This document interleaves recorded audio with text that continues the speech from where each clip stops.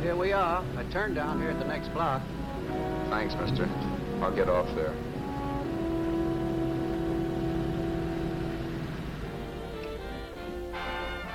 Want anything else? No. Hey, you. Me? Yeah, you. Which way you heading? East. Too bad. I thought if you was heading north, I might be able to help you out. I'm pushing the Salt Lake, and I don't like to ride it alone at night.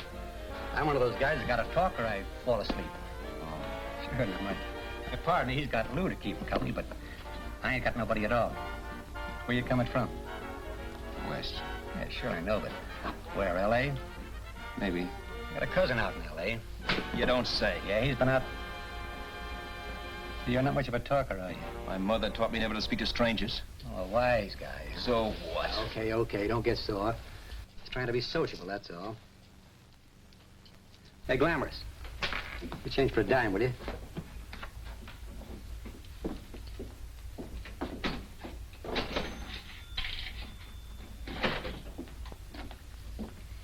Let's have something quieter this time, Joe. My head's splitting. Is that what's wrong with it? Done with your coffee? No. And don't rush me, will you?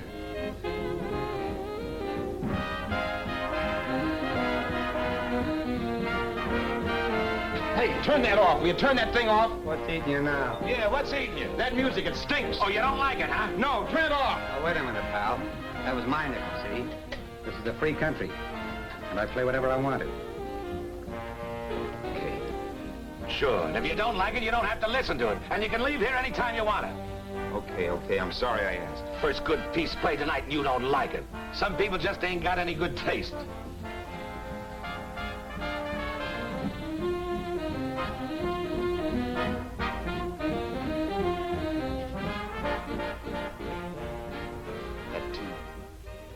That tune. Why was there always that rotten tune? Following me around, beating in my head, never letting up. Did you ever want to forget anything? Did you ever want to cut away a piece of your memory or blot it out? You can't, you know. No matter how hard you try. You can change the scenery, but sooner or later you'll get a whiff of perfume or somebody will say a certain phrase or maybe hum something. Then you're licked again. I can't believe that you're in love with me. I used to love that song once. So did the customers back in the old Break of Dawn club in New York. I can't remember a night when I didn't get at least 3 requests for it. Sue, she was always selling it too. Those were the days.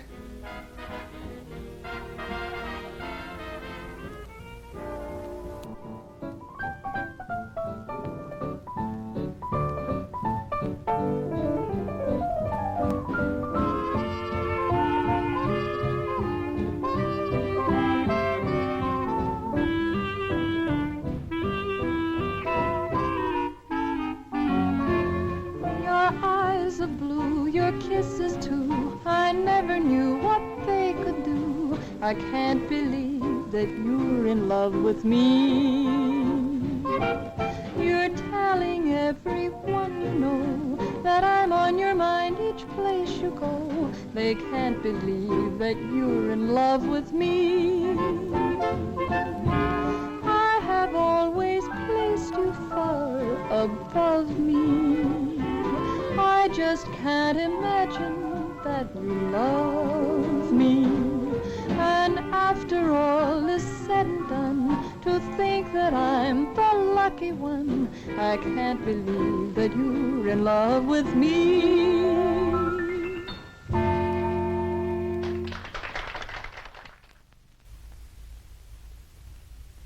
It wasn't much of a club, really. You know the kind. A joint where you could have a sandwich and a few drinks and run interference for your girl on the dance floor. I pounded the piano in there every night from 8 until the place closed up, which usually meant 4 in the morning. A good job as jobs went in those days. Then, too, there was Sue, who made working there a little like working in heaven. But how we felt about each other, well, there was nothing very unusual in that. I was an ordinary healthy guy, and she was an ordinary healthy girl, and when you add those two together, you get an ordinary healthy romance, which is the old story. Sure, but somehow, the most wonderful thing in the world.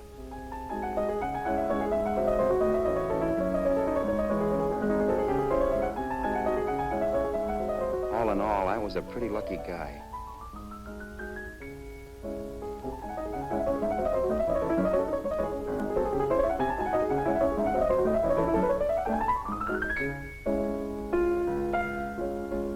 Mr. Paderewski, I presume. It's beautiful.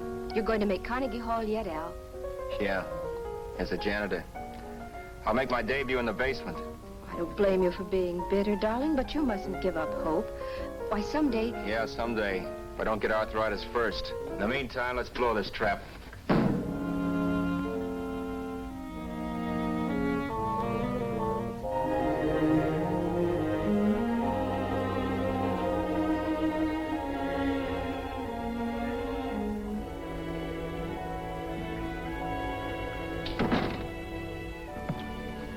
Like to get something to eat, hon? Oh, I don't think so, Al.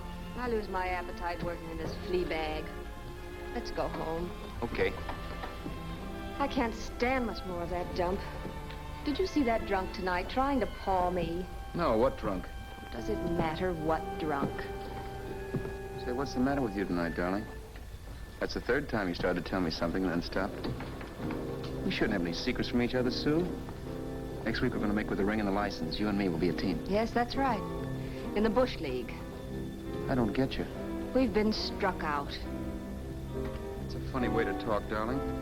Don't you want to marry me? Al, look, I love you. You know I do, and I want to marry you. But? But not now. Only after we've made good. Sunday I'm going away. Oh, I know you'll think it's silly. That's why I hesitated to tell you. But I'm going to California. I want to try my luck in Hollywood.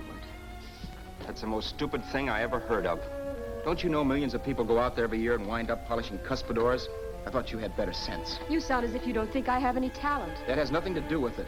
I'll make out all right. Maybe. But what about me? Doesn't it mean anything to you that you're busting up all our plans?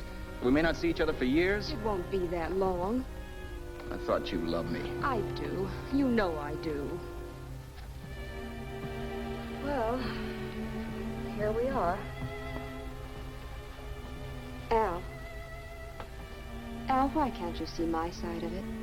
I'm young. We both are. And we've got all the time in the world to settle down. Oh, really, darling, what I'm doing is the only sane thing to do. I hate the thought of being so far away from you, but we'll be together again someday. Maybe you'll decide to come out too later on. So long. Al, aren't you going to kiss me goodnight? Sure. Why not? Good night.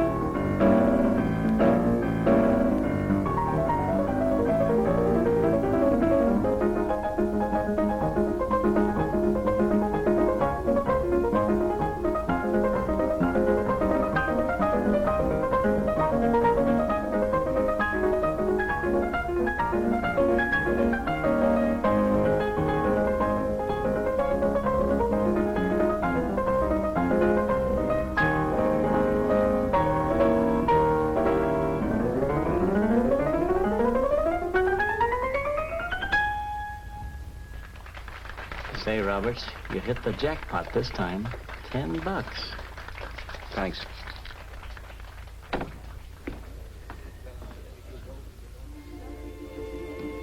So when this drunk handed me a 10 spot after a request, I couldn't get very excited. What was it, I asked myself? A piece of paper crawling with germs. It couldn't buy anything I wanted.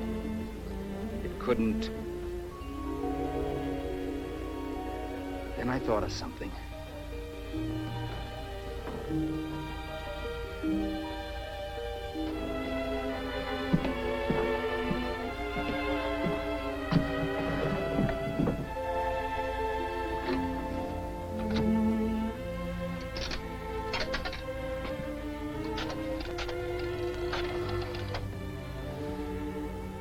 Long distance. I'd like to put a call through to Los Angeles. Miss Harvey. Sue Harvey, Harvey. The number is Crestview 65723.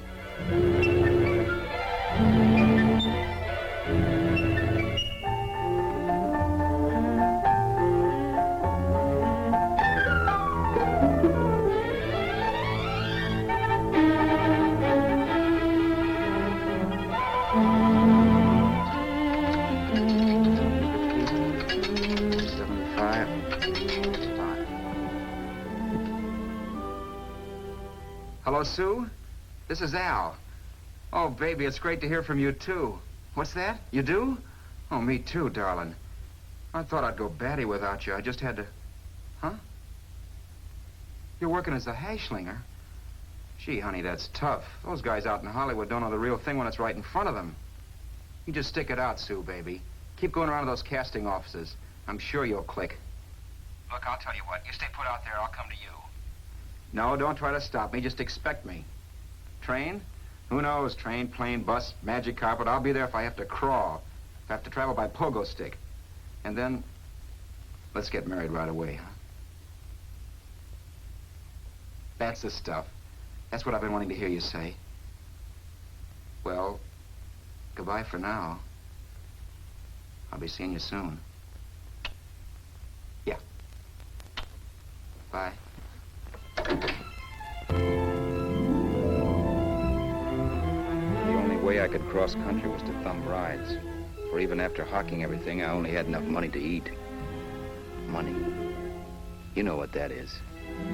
It's the stuff you never have enough of. Little green things with George Washington's picture that men slave for, commit crimes for, die for. It's the stuff that has caused more trouble in the world than anything else we ever invented. Simply because there's too little of it.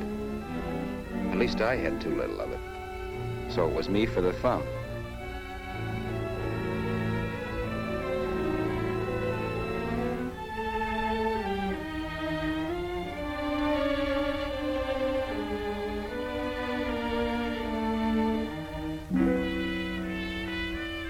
Ever done any hitchhiking? It's not much fun, believe me. Oh, yeah, I know all about how it's an education, how you get to meet a lot of people and all that. But me, from now on, I'll take my education in college, or in PS 62, or I'll send $1.98 in stamps for 10 easy lessons.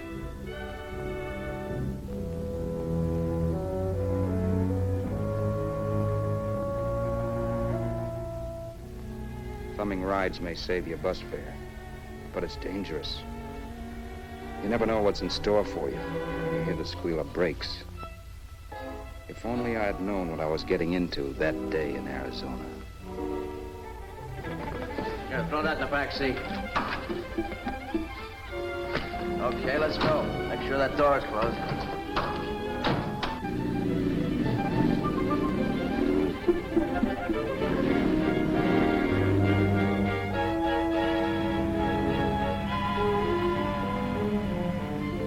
You know, Emily Post ought to write a book of rules for guys thumbing rides. Because as it is now, you never know what's right and what's wrong.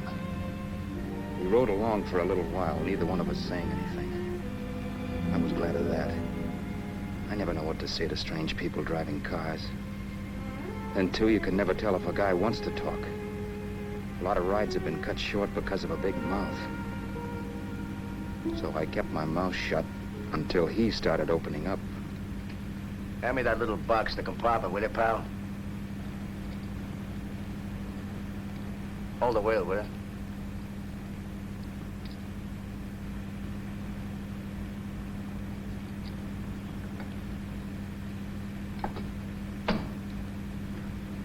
How far are you going? L.A. Well, you're really traveling, aren't you? Yeah, but I don't expect to make it for a couple of years at the rate I've been promoting rides. Not much luck, huh? Sure, all bad. Not many people stop for a guy these days. Afraid of a stick-up, maybe. Well, you can't blame them. Where you coming from? New York? Well, New York. You're in luck this time. I'm going all the way. Right through to Los Angeles. You drive a car? Sure. Whenever you're tired, let me know. I'll holler. I guess at least an hour passed before I noticed those deep scratches in his right hand. They were wicked. 3 puffy red lines about 1/4 of an inch apart. He must have seen me looking at them because he said, Beauties, aren't they? They're gonna be scars someday. What an animal.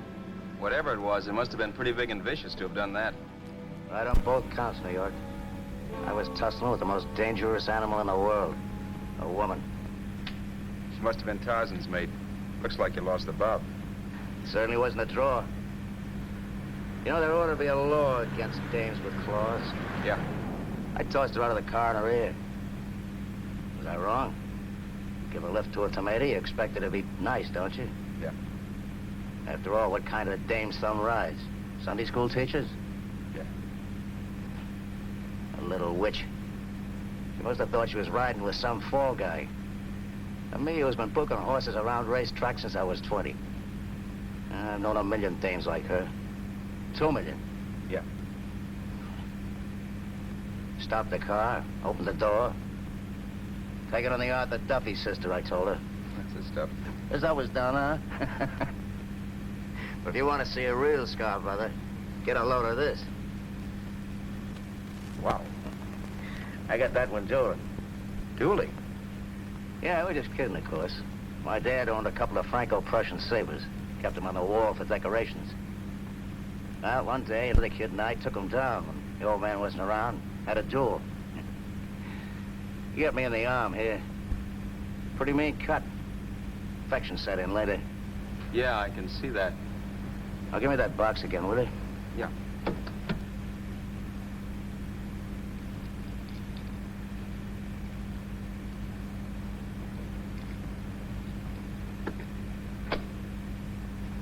Pain made me lose my head, I guess. I began slashing. Before I knew it, I'd put the other kid's eye out. That was tough. Well, it was just an accident, of course. But you know how kids are. I got scared and decided I was going to run away from home. Old man almost caught me when I was packing my duds. The bloody rag I had wrapped around my wrist hadn't caught his attention. You'd seen the bundle for sure. But I beat it when he was phoning for a doctor. That was 15, 16 years ago. I haven't been home since. Pull in there for a bite or something, huh? a bite or something. Brother, was I hungry. I hadn't had anything in my stomach for hours. Yet even with that gnawing in the pit of my belly, I didn't want to be in too big a rush to put on the feed bag. First, I had to make sure this guy knew the score. If I got him down on me, goodbye ticket to Hollywood. I'll wait out here for you, mister. If it's the money, don't worry about paying for it. This time it's on me. Well, that's what... Haskell, think nothing of it. You make your first million, maybe you can do the same for me. Come on, New York. I gotta make the West Coast by Wednesday. There's a horse running at Santa Anita named Paradiesical. Means dough to me if I'm on him. We'll make it all right. He did most of the talking during the half hour we were in the place. I ate. He rambled on about his old man, whom he hadn't heard from since he ran away as a kid. Now he happened to become a bookie. And then all about how he got rooked in Miami. One race, 38 grand. They cleaned out my book. How do you like that? That was tough luck. Yeah, and I'm supposed to be the smart guy. Well, you just wait. I'm going back to Florida next season with all kinds of jack. And you watch those stinkers run for cover. Want anything else? No, thanks. I've had plenty.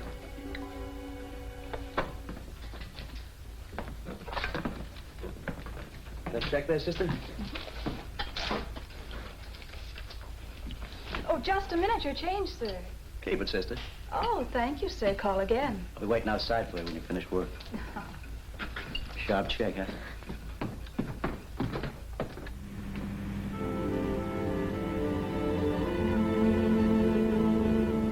drove all that night while Haskell slept like a log. After a while, I began to get sleepy myself. I was happy, though. Soon I'd be with Sue again. The long trip was practically over, and there'd be no more hoofing it down the concrete. I began to think of the future, which couldn't have been brighter if I'd embroidered it with neon lights. It was nice to think of Sue shooting to the top. It's amazing what a full belly can do to your imagination. Your eyes of blue, your kisses too, I never knew what they could do.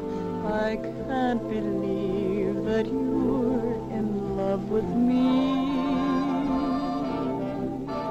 You're telling everyone you know I'm on your mind each place you go. I can't believe that you're in love with me.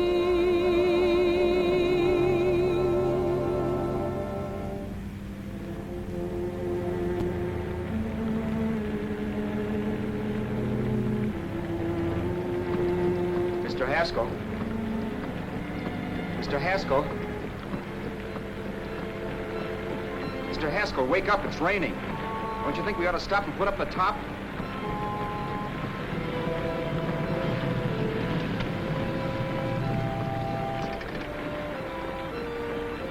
Mr. Haskell, I'm going to put up the top.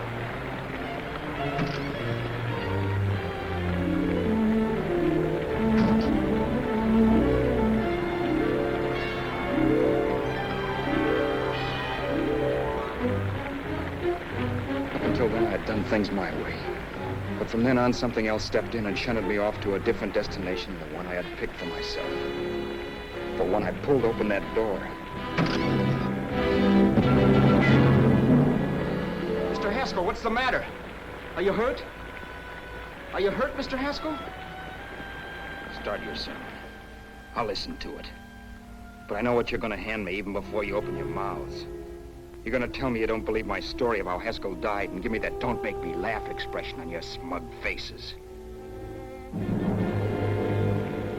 I saw at once he was dead, and I was in for it. Who would believe he fell out of the car? Why, if Haskell came too, which of course he couldn't, even he would swear I conked him over the head for his dough. Yes, I was in for it. Instinct told me to run, but then I realized it was hopeless. There were lots of people back down the road who could identify me. That gas station guy and the waitress. I would be in a worse spot then, trying to explain why I beat it. The next possibility was to sit tight and tell the truth when the cops came. But that would be crazy. They'd laugh at the truth. I'm not having my head in the noose. So what else was there to do but hide the body and get away in the car? I couldn't leave the car there with him in the gully. That would be like erecting a tombstone.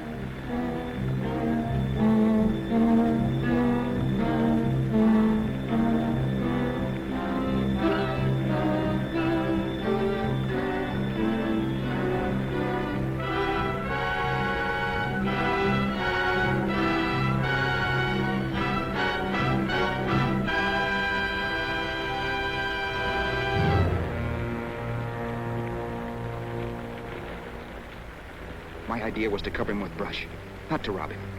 But then I remembered that even if I only drove the car for 100 miles or so, I would need money for gas. Besides, it was stupid of me to leave all that money on a dead man. Not only that, I'd have to take his driver's license in case I was stopped for something. I didn't like to think about it, but by that time I'd done just what the police would say I did, even if I didn't. My clothes. The owner of such an expensive car would never be wearing them. Some cop might pull me in on suspicion.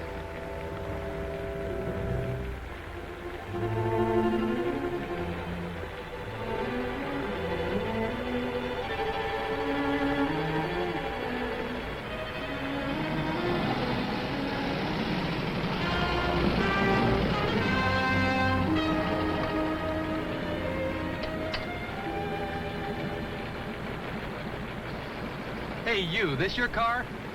Don't you know better than to leave a car with the wheels halfway in the middle of the road? That's the way accidents happen.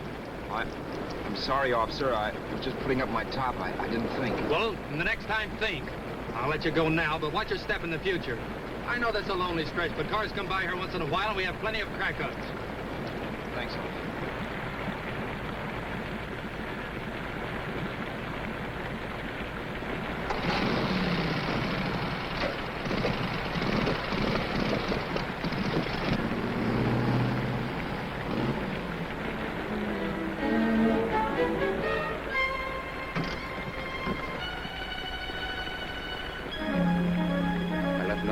car to give me away as Roberts. If they found a dead man in the gully now, it would be me.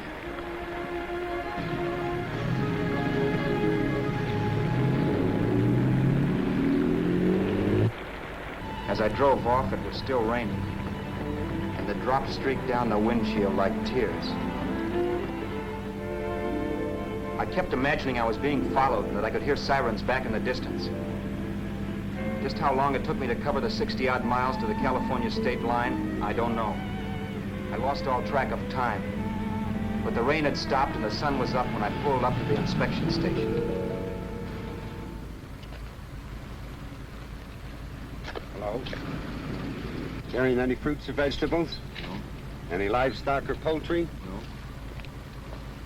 I'd like to see your registration and driver's license, please. Anything in the baggage compartment? Just baggage. Charles Haskell, Jr., age 30, brown eyes, dark hair. Identifying marks, none. Are you Charles Haskell, Jr.? Yes. Well, remember, if you're employed and you stay over 30 days, you take out California plates. All right, officer, but I'll only be in the state a short while. Right, you can go now.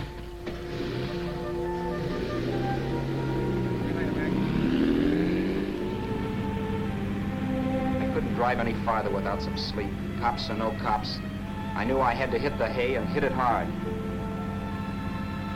I was dead tired.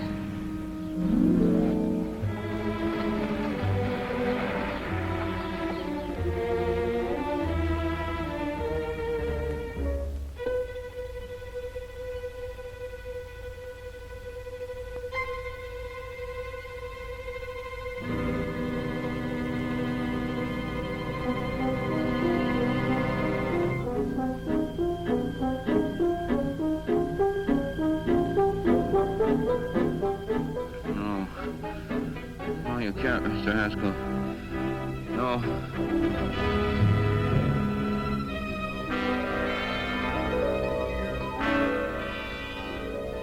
Mr. Haskell, you can't die. I think I did it. No, Mr. Haskell. No. No.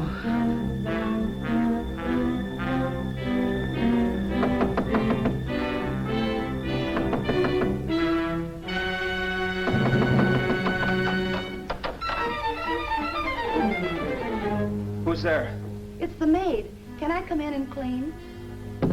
Later. In a half hour. All right, sir.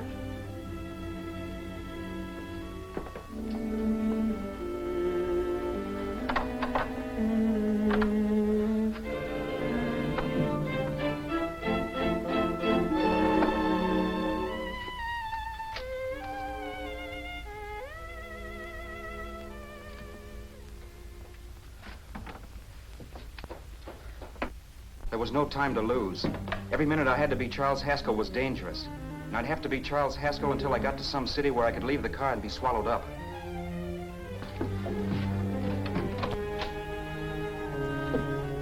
That meant driving the car as far as San Bernardino, maybe even to Los Angeles. In a little town, I might be noticed, but in a city, I should be safe enough. Then, after I ditched the car, I could go on to Sue. But those 5 minutes at the state line made me realize it might be a good idea to find out a little bit about Mr. Haskell. Then if anybody asked me questions, I could give the right answers. The first thing I found out was that I had $768. This was a lot of jack, but believe me, it was the kind of money I'd rather not have.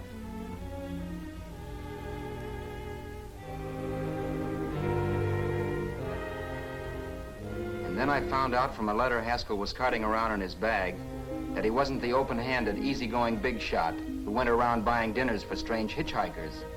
Before I got done reading it, I saw him more as a chiseler. It was written to his old man in California, the one he hadn't seen in so many years. In it, Haskell posed as a salesman of hymnals, of all things. It was easy to see where Haskell expected to raise a new stake for his book in Miami by rooking his old man.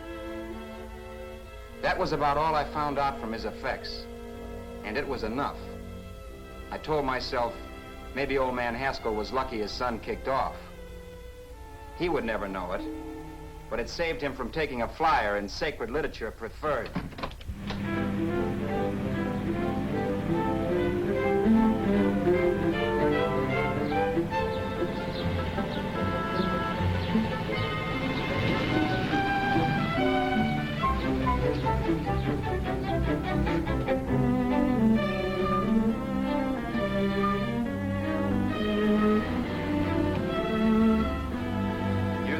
At Desert Center, I pulled up for water. There was a woman. Hey, you! Come on if you want to ride.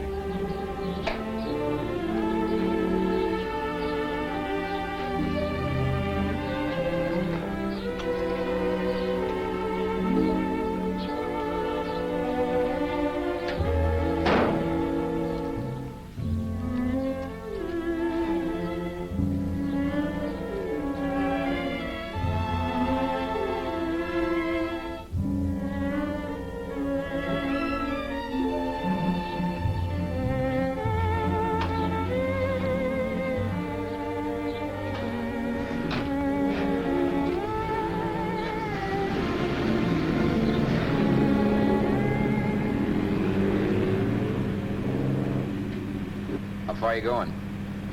How far are you going? That took me by surprise, and I turned my head to look her over. She was facing straight ahead, so I couldn't see her eyes. But she was young, not more than 24. Man, she looked as if she'd just been thrown off the crummiest freight train in the world.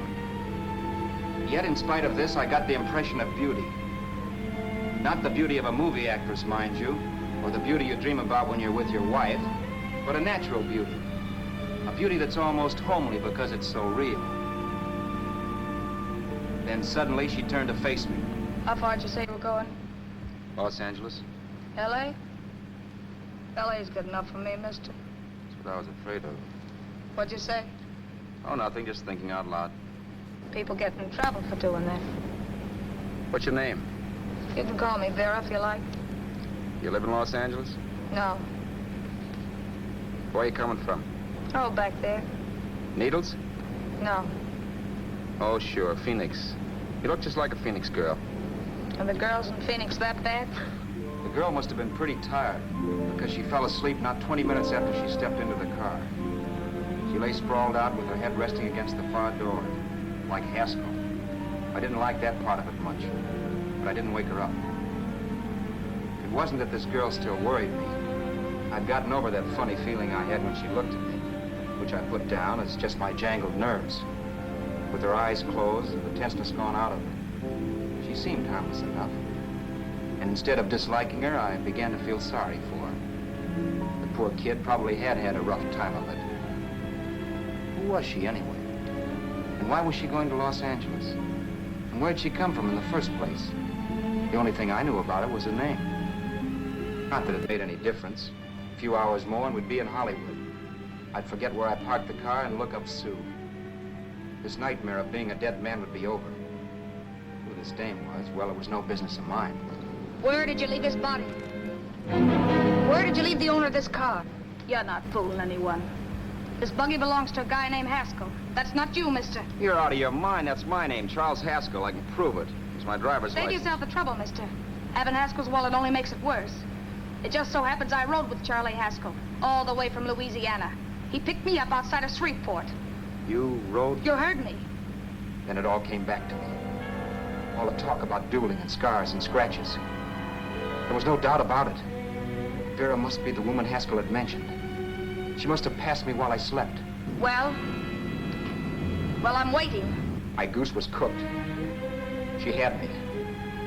That Haskell guy wasn't dead yet. He wasn't stretched out stiff and cold in any Arizona gully. He was sitting right there in the car, laughing like mad while he haunted me. Well? There was nothing I could say. It was her move. Vera, whatever her name was just my luck picking her up on the road. It couldn't have been Helen, or Mary, or Evelyn, or Ruth. It had to be the very last person I should ever have met.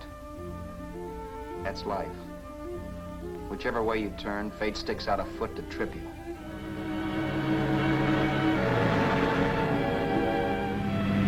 I told her everything, but she didn't believe my story.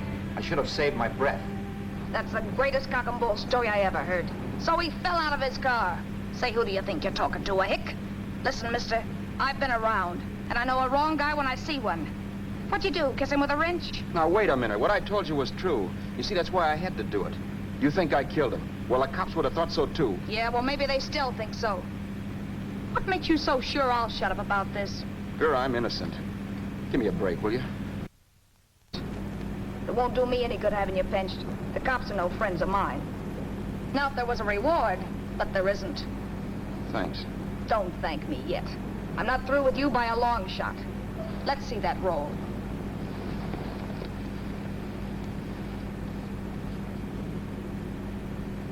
Is that all Haskell had? Isn't it enough? No, I thought he had more. Not that I know of. You can search me. You think I'm holding out on you? Well, maybe I will at that. He told me he was going to bet $3,000 on a horse named Paradisical on Wednesday at Santa Anita. He was stringing you along. He meant 300. Maybe. Sure, $3, 300. He was a piece of cheese, a big blowhard. Listen, mister, don't try and tell me anything about Charlie Haskell. Remember, I knew him better than you did. Okay, then you knew he was a four-flusher. That explains the $3,000 bet. I'm not so sure he didn't have that $3,000. Why should I believe you? You got all the earmarks of a cheap crook. Now, wait a Shut minute. up. You're a cheap crook and you killed him. For 2 cents, I'd change my mind and turn you in. I don't like you. All right. Don't get sore. I'm not getting sore. But just remember who's boss around here. If you shut up and don't give me any arguments, you'll have nothing to worry about. But if you act wise, well, mister, you'll pop into jail so fast it'll give you the bends. I'm not arguing. Well, see that you don't. You know, as crooked as you look, I'd hate to see a fella as young as you wind up sniffing that perfume that Arizona hands out free to murderers. I'm not a murderer. Of course you're not. Haskell knocked his own head off. He fell. That's how it happened, just like I told you. Sure, and then he made you a present of his belongings. I explained why I had to do skip that. it. Doesn't make a difference one way or another. I'm not a mourner. I liked Haskell even less than I like you. Yeah, I saw what you did to him. What do you mean? Well, scratches on his wrist. Sure, I scratched him. I'll say you did. So your idea was to drive the car a little way, maybe into San Bernardino, and then leave it. You weren't gonna sell it? Sell it? You think I'm crazy? Somebody else's car? See, all I want to do is leave it somewhere and forget I ever saw it. Not only don't you have any scruples, you don't have any brains. I don't get you. Maybe it's a good thing you met me. You'd have got yourself caught, sure. Why, you dope. Don't you know a deserted automobile always rates an investigation? Huh? Look, the cops find a car. Then they get curious. They wonder where the owner is. So, all right, they don't trace Haskell. They trace you. I never thought of that. The only safe way to get rid of the car is to sell it to a dealer. Get it registered under a new name. Say, stop at the next store. I want to get a bottle and do some shopping before we hit L.A. Okay. As soon as we find a place, I'll drop you off and pick you up later. Nothing doing. You're coming in, too. From now on, you and I are like the Siamese twins. Have it your way, but I don't get the point. The point is, I don't want you to get lost. I'm not going to beat it if that's what you're afraid of. I'll say you're not. Well, I'm going to see that you sell this car so you don't get caught. Thanks. Of course, your interest wouldn't be financial, would it? You wouldn't want a small percentage of the profits. Well, now that you insist, how can I refuse? 100% will do. Fine. I'm relieved. I thought for a moment you were going to take it all. I don't want to be a hog. A few hours later, we were in Hollywood. And I was recognizing places Sue had written about. It struck me that far from being at the end of the trip, there was a greater distance between Sue and me than when I started out. Vera wasn't kidding with that Siamese twins crack. She rented a little apartment as Mrs. Charles Haskell. When I objected to this, she explained that it was on account of the car. A dealer might think something was funny if he called and found we were using different names.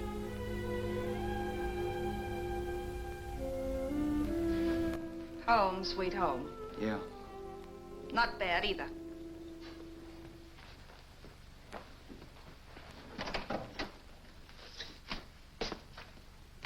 In case there's any doubt in your mind, I'll take the bedroom. Yeah. Sure is stuffy in here.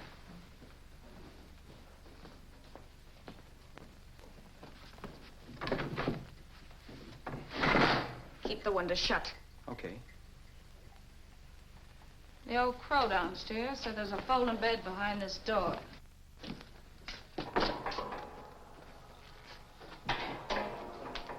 You know how to work it? I invented it. Some joint. One can't have everything.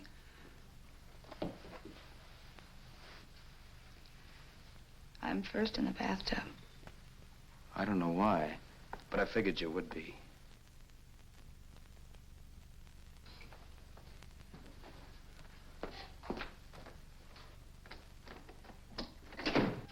Boy, oh boy. Sure feels good to be clean again. I must be 10 pounds lighter. You must be. Well, hitching rides isn't exactly the way you keep your schoolgirl complexion. I wish that guy with the sax would give up. Gets on my nerves. Forget it. Have a drink. Aren't you afraid I might take you up on it? If I didn't want to give you a drink, I wouldn't have offered it. Why be a sorehead, Roberts? You got yourself into this thing. You should be grateful I'm not turning you in. Why, if I wasn't regular, you'd be in the pen this minute, being photographed, fingerprinted, and being pushed around by the cops. So cheer up. Get rid of that long puss. Or is your conscience bothering you?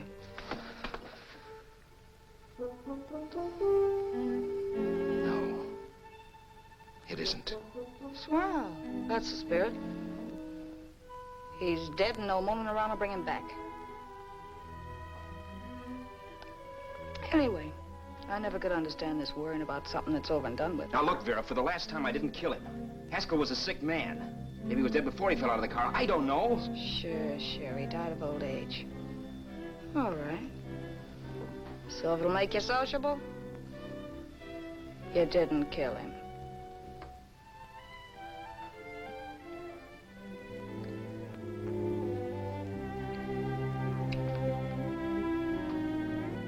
Thanks.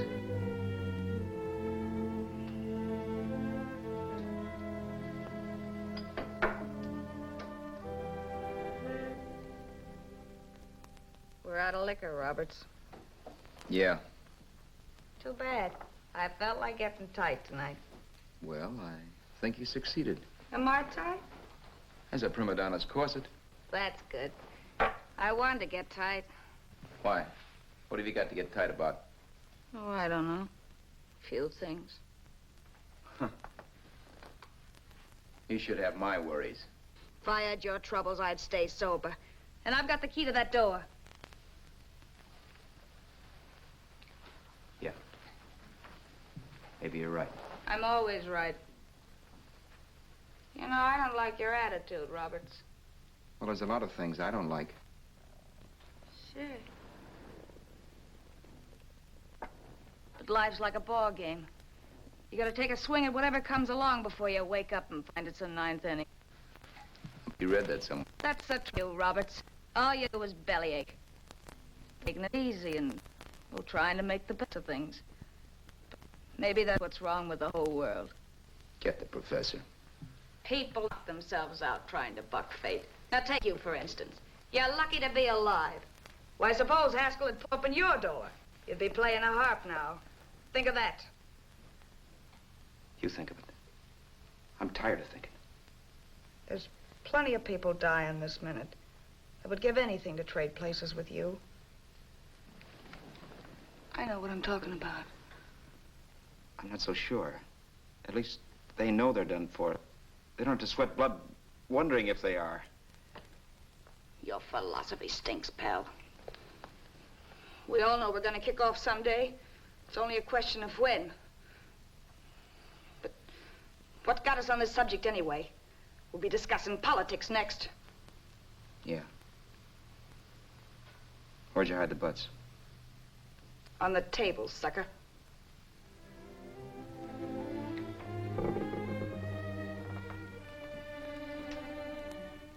We bored each other with conversation for a couple of hours longer. Every 5 minutes, one of us was wishing we had another bottle or a radio or something to read. Then finally, we ran out of chatter. I know it's only 11 o'clock, but I want to get up early and make the rounds of the used car lots. No hurry about that. We've got all the time in the world. Maybe you have, but if you think I want to stay cooped up in this place any longer than I have to, you're batty. It's not a bad place. Pay plenty for diggings like this in New York. I wouldn't like it if it was the Ritz.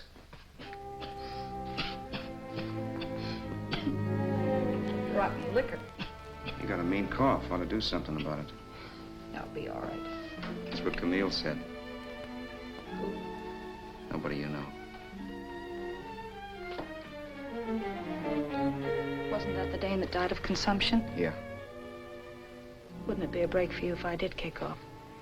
You'd be free with all Haskell's dough and car. I don't want to see anybody die. Not even me. Especially not you. One person died of me. If you did, well, that's all I need.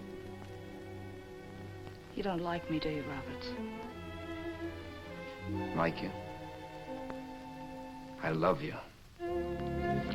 My favorite sport is being kept prisoner. After we sell the car, you can go to blazes for all I care. But not until then.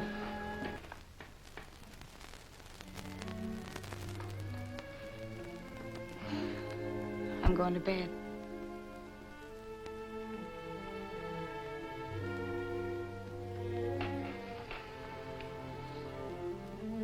Good night, Roberts. Don't try and sneak away during the night. All the doors are locked. Anyway, if I find you gone in the morning, I'll notify the police. They'll pick you up. Don't worry, I know when I'm in a spot. Well, good night. I hope that portable rack isn't too uncomfortable for you. Don't lose any sleep over it, will you, Vera?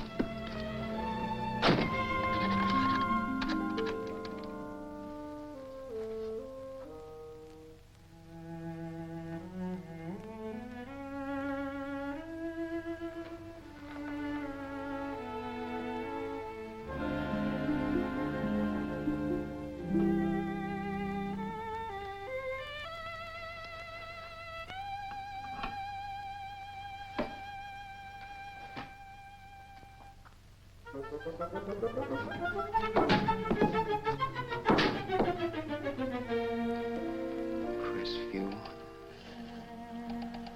6, 5, 7, 2, 3. Hello? Hello?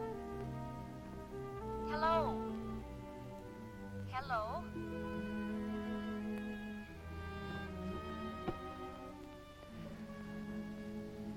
No.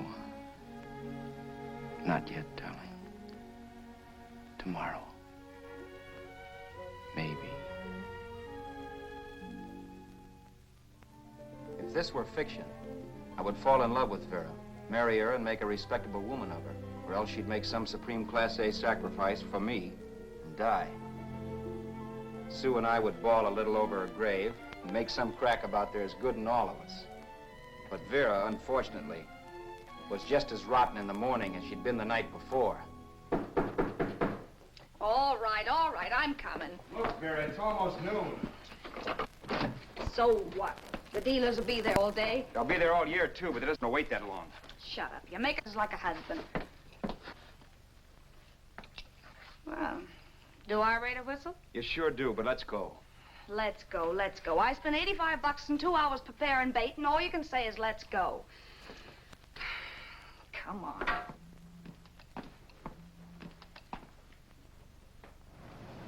We passed a few used car lots last night down this way. What do you think we can get for this heap? I don't know. Plenty. You let me handle everything. Think we can get $2,000? I don't know, but don't worry. I'll squeeze as much out of this guy as I can. If I let it go cheap without a fight, he might think we've stolen the car. And listen, don't make any slips and call me Roberts. That'll cook us. I don't need you to tell me that. You better just sit by and keep your mouth closed. Remember, we're both in the soup if anything happens. Forget it and drive. You're my wife, Vera Haskell. Look, after the deal's closed, let's go back to that place on Hollywood Boulevard where I saw the fur jacket. I want to buy it. After the deal's closed, I'm saying goodbye to you. That's right, I forgot. I guess I'm getting kind of used to you. Well, that's a habit you can start breaking. Let's try this place in the middle of the block.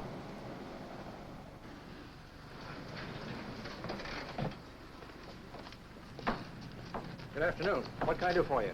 We're interested in selling a car. If the price is right. Well, if it's in good mechanical condition, it should blue book for about $1,600. Tony, take a look at this motor. 1,600. Are you kidding?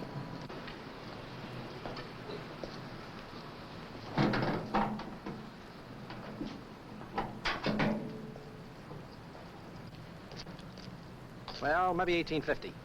Before I let it go for 1850, I'll wreck it and collect the insurance first.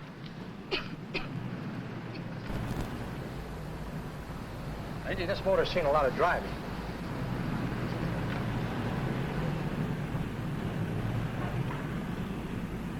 While the mechanic inspected the car, we haggled. At last, when we were all worn out, we hit a compromise. His price. Okay, it's a deal. All right, come in, we'll sign the papers. I have the ownership papers right here with me. Look, Vera, in the meantime, will you clean the dash compartment? There may be some stuff in it. All right, darling. $1,850. That dirty crook.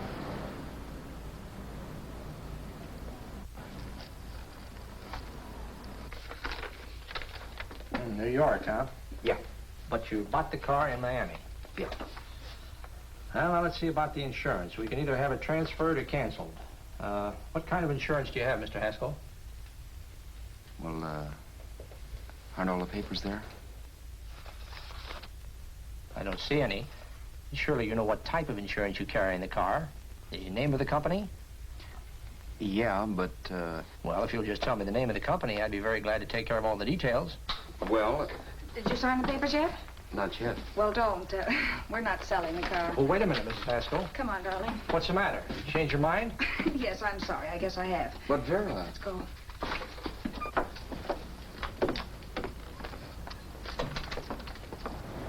You got me out of a tight spot, Vera. But I still don't understand all this. You will in a minute. I almost threw away a gold mine. 1850 isn't to be sneezed at. The car doesn't book for as much as I thought. We're not selling the car. You want to keep it. Now, wait a minute, Vera. You said yourself I wouldn't be safe until the car was in someone else's name. I'd like to be free of this mess when I go. That's just it, Roberts. You're not going. There's a drive-in at the next corner. Pull in there and we'll get a bite to eat. And I'll explain. What is this, another one of your brilliant ideas?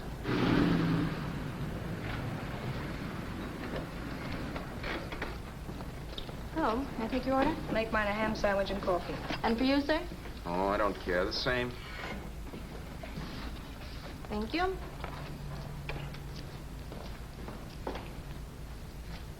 Get this, Vera. I've been pretty patient so far. I've done everything you asked me to do, but no more. Shut up. You've taken Haskell's money. You can have the dough we get from selling the car, but you're not going to keep me a prisoner. It's a good thing I bought the paper. Take a look at that. Vera, I'm in no mood. Read that.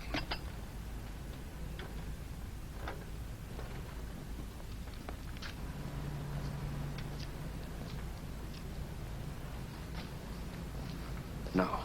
Yes. No, I won't do it. Yes, you will. You think I'm crazy? It's impossible, I tell you. Excuse me.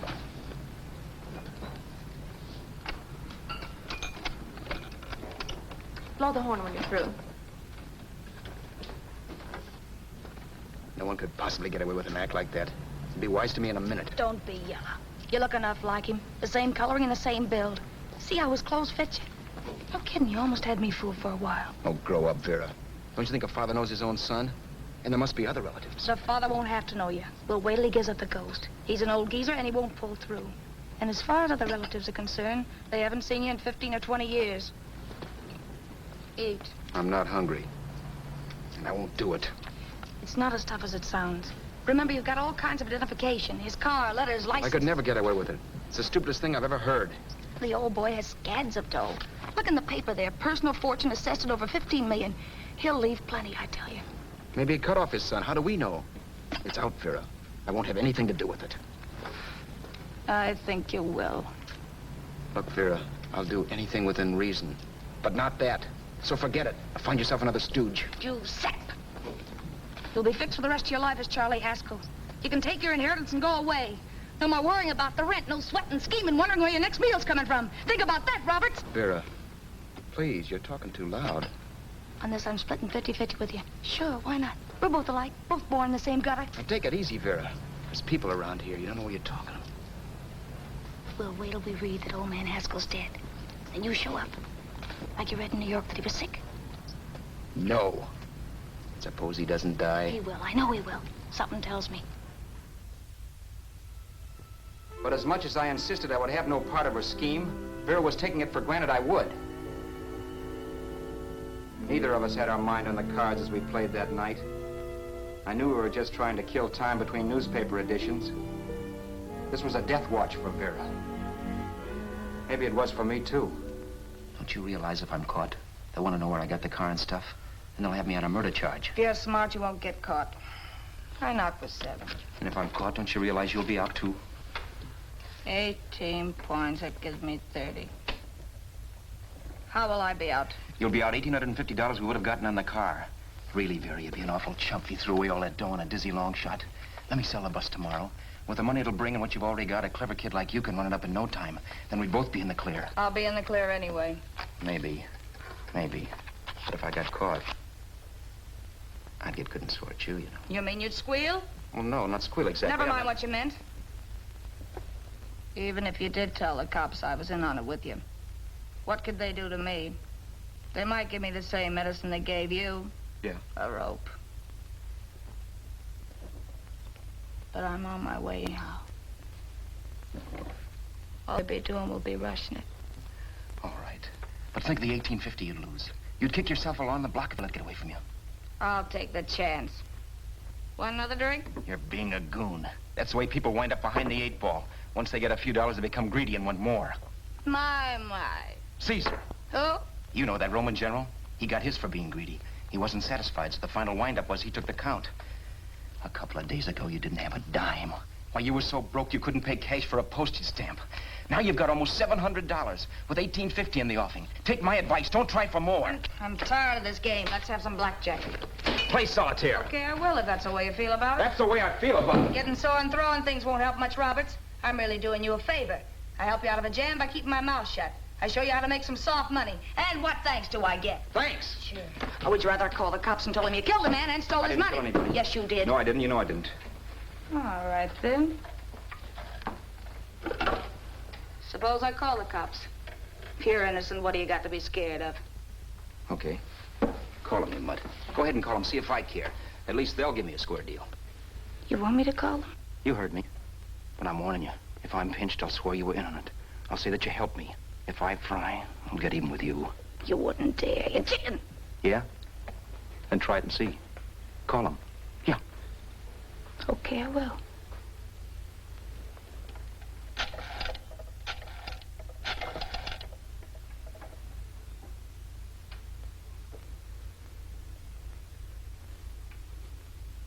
Information?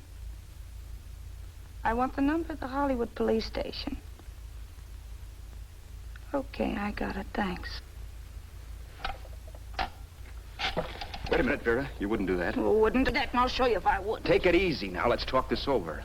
This was early in the evening, and the conversation, while hectic, was at least pitched low.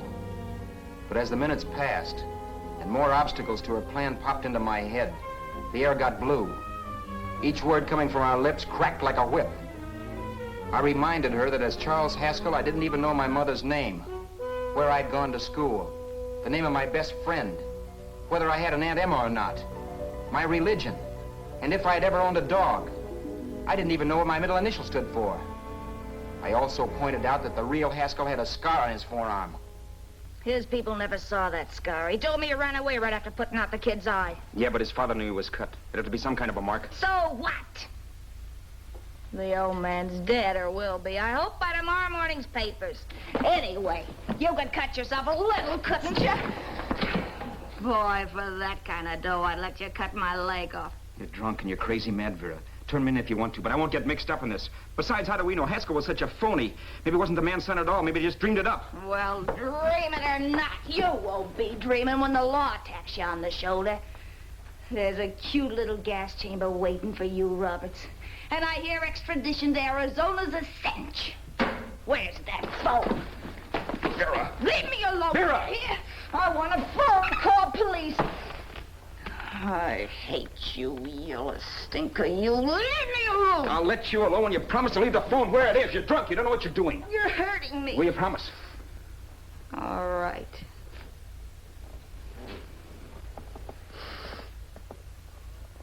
You hurt me. I'm sorry, but...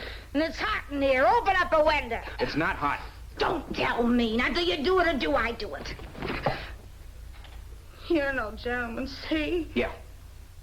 All right. I'll open up the window. Vera!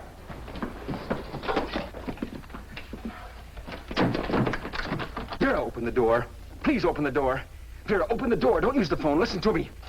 I don't like you, Roberts. You're no gentleman, see? You hurt my hand, and I'm going to get even with you. If you don't open the door, I'm going to kick it down, Vera. Vera, don't call the cops. Listen to me. I'll do anything you say. Vera, let me in. I'll break the phone.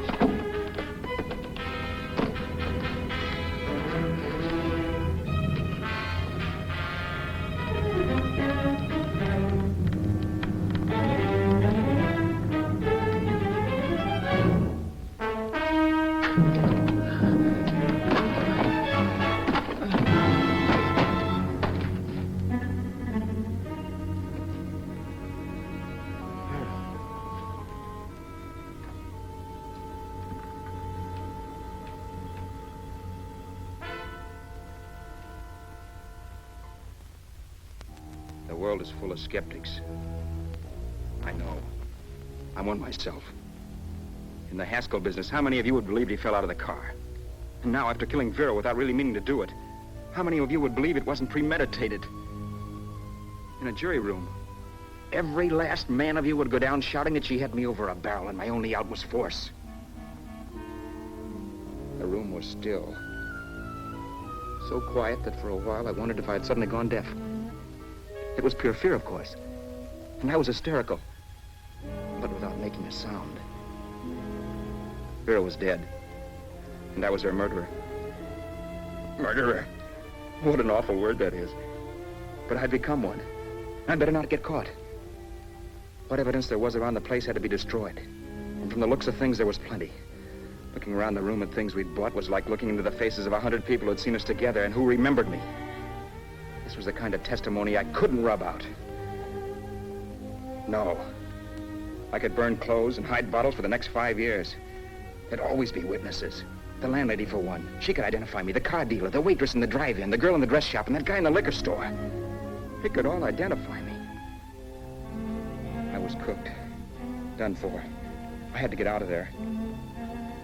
While once I'd remained beside a dead body, planning carefully how to avoid being accused of killing him, this time I couldn't. This time I was guilty. Knew it.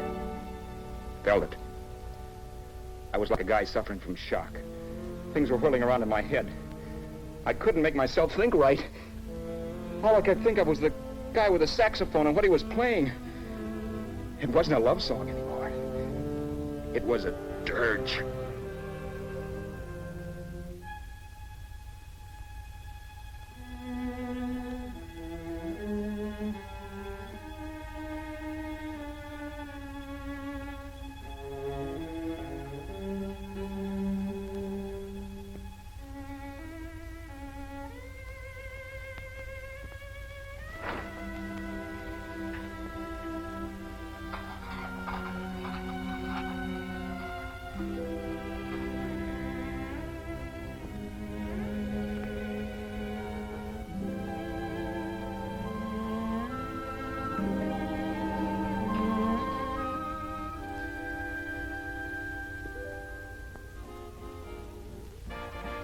My problems weren't solved.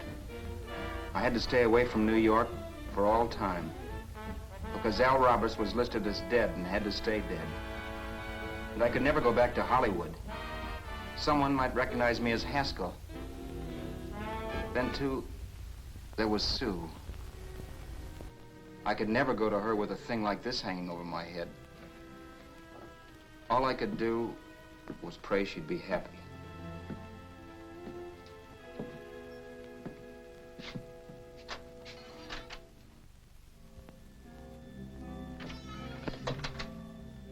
I was in Bakersfield before I read that Vera's body was discovered, and that the police were looking for Haskell in connection with his wife's murder.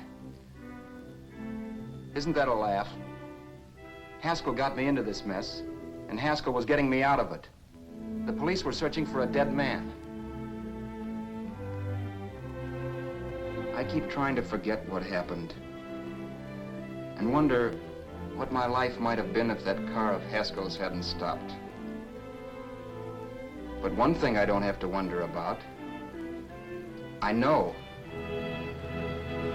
Someday a car will stop to pick me up that I never thumbed.